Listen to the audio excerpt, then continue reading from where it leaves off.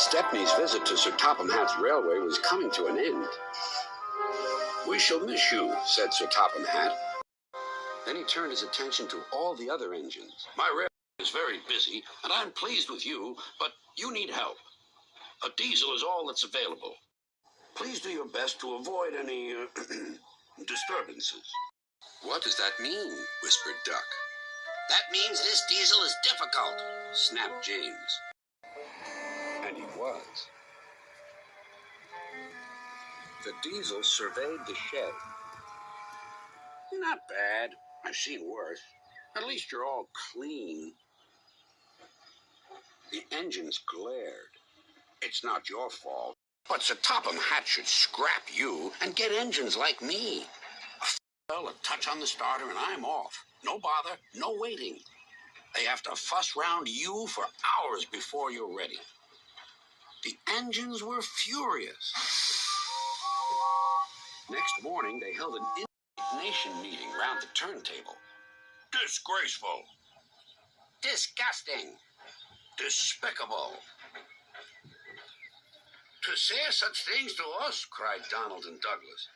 "It's to teach them a lesson we'd be wanting. Now how do we do it?" Their chance came sooner than expected. The diesel was purring comfortably. An inspector watched a fitter making final adjustments. The wind tugged at the inspector's hat. The diesel was ready. "Look at me, Duck and Stepney. Now I'll show you something." He rolled proudly toward his coaches. Then it happened.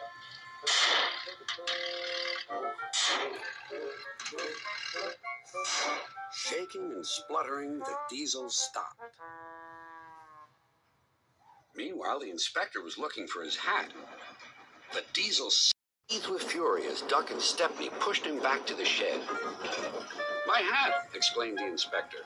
"You sucked it through your air intake." "Bother your hat. The heavy train's due out. You'll have to take it, Duck. Stepney, will you help, please?" "Thank you, sir," cried Stepney. "I'd like a good long run on my last day." The engines were soon ready. "Gordon will take over from halfway, so get the train to there. Good luck." "Don't worry," smiled Stepney. "We'll get there, and be early, too." The cavalcade moved carefully over the rails and out to the open line. "Now for a sprint, Stepney." "I'm ready when you are," replied Duck. Soon they were whizzing through Edward Station. And next they charged at Gordon's Hill beyond.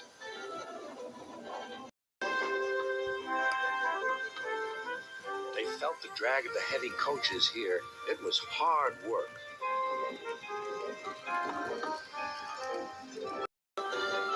At last they were running smoothly along the line toward the big station.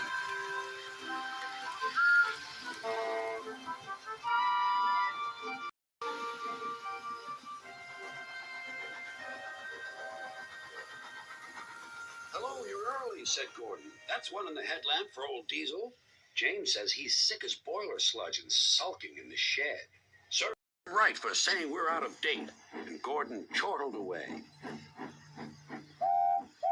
Next day, everyone came to say goodbye to Stepney.